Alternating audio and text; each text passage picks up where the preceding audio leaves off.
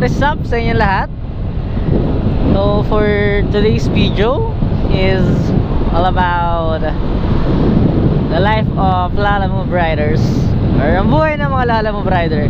Lang gusto ko lang pag-usapan nyo ngayon kung ano ba talaga yung totoong buhay ng mga delivery riders natin. Yan ang pag-uusapan natin ngayon sa video na to. Ngayon kasi pipick up ako ng isang delivery papunta ng Payatas.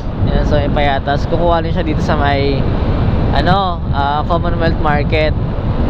Ito ay hindi naman to hindi to sa Lalamove hindi to sa Lalamove na booking pero parang ganoon na rin siya diba? Delivery. Yan. As you all know naman na Lalamove rider tayo. So anong pag-usapan kung ano ba talaga yung a day in a life of a Lalamove rider. Ano ba talaga yung mga nangyayari, ganito, ganyan, kung ano, yun yung pag-uusapan natin. Marami kang tao na makakasama, makakasalamu ba? Ang ugali naman ng tao, iba-iba diba? Yung environment na dinadaanan is bago-bago rin.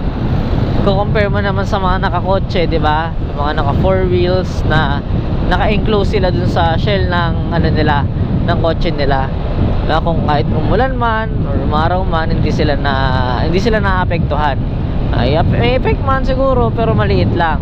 Pinaka main na lang naman na concern ng mga Lalamove riders or ng mga kapwa natin mga riders yan is yung shipping fee na hindi nagmamatch dun sa layo at dun sa gustong ipadala ng customer. Para sa akin medyo hindi fair yung rate nila Lalamove. Sinasabi nila yan 1K isang araw. Maliit yun kasi gas mo pa, yung load mo, and then yung top up mo, diba? Kakain ka pa, diba? O yun, dito na tayo sa may sa may Commonwealth Market. So yun guys, nakuha na natin yung item, mga pagkain to. Hindi ko lang na-videohan yung pagkakyat, pero ayan, nakuha na natin. Ayun, tuloy ang kwentuhan. Excuse po. Ayun, guys, tuloy ang kwentuhan natin ngayon. Alam nyo kasi, marami naman din dahilan yung mga customer kung bakit nila gustong may pauna yung pinapadeliver nila. Bagaman yung iba kasi wala naman ding priority fee, ganyan, pero gustong mauna, wala naman sigurong problema doon kung malapit lang naman diba? Maliit lang yung item, ganyan. May kanya-kanya silang dahilan. Intindihin na lang kung pwede lang yung rider pati yung customer nag-iintindihan, diba? Di wala sanang problema lahat. Wala tayong magiging problema. Di yung makikipag-away pa yung customer, makikipag-away pa yung rider, ganyan, kesyo ganito, kesyo ganyan, diba? Magintindihan na lang tayo. Nababalitaan din kasi ako nababalitaan din ako na yung mga rider daw ganyan kasabwat, diba? Ganyan na mga nang-i-scam or yung iba tinatakas yung mga item. O yun, para sa inyo mga paps, mga sir, laban kayo ng patas. Yung pera din naman kasi na pinambili ng mga customer dyan, pinaghirapan niya ng mga taong nagpapadeliver. Kulit nga natutuwa ko doon sa mga ibang Lalamove rider na nag-vlog din nga, ganyan.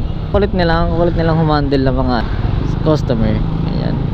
Kahit yung customer medyo nagmamauwi na or medyo nag-aalboroto, ganyan, na-handle pa rin nila na maayos, diba? Nakakuha pa nilang ngumiti. Ayun nga pala, isa pa yun guys, kahit medyo tagilid ng sitwasyon, diba? Or medyo napapagalitan tayo, nasisigawan tayo ng mga customer, napagbabalingan tayo ng galit, ngumiti lang tayo.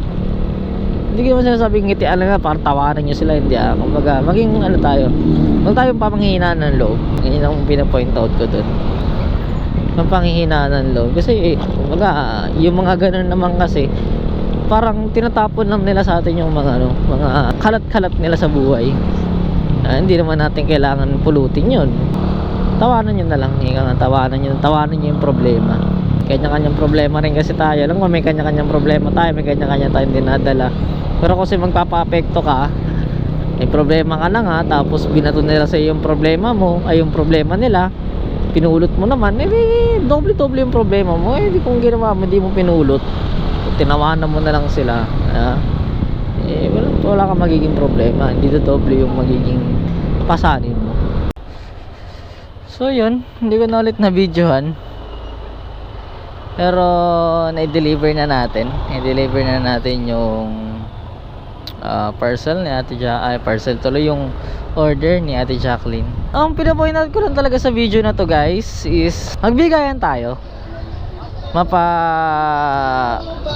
rider man yan or sa customer side, diba? Magbigayan tayo, mag-intindihan tayo, diba? Ano ba naman yung intindihin mo yung kapwa mo, diba?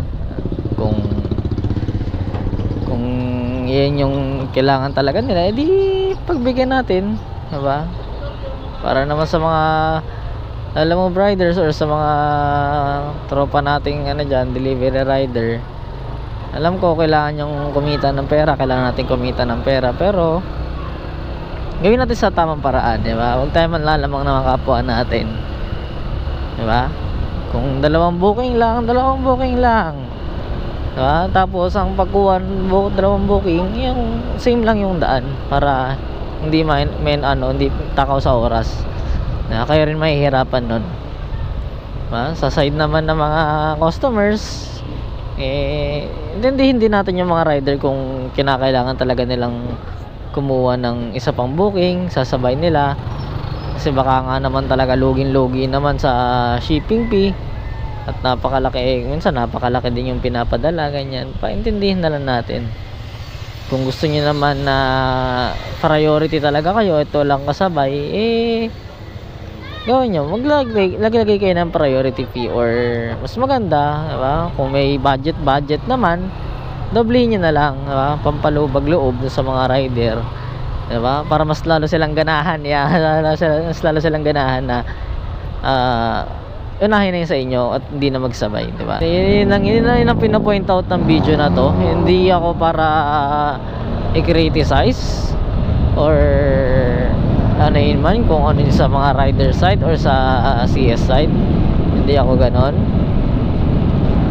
Ito ay para lang magbigay, ikwento sa inyo kung ano man talaga yung buhay ng isang mga logistic at mga delivery rider. Ayan, wala tayong kinakampihan dito.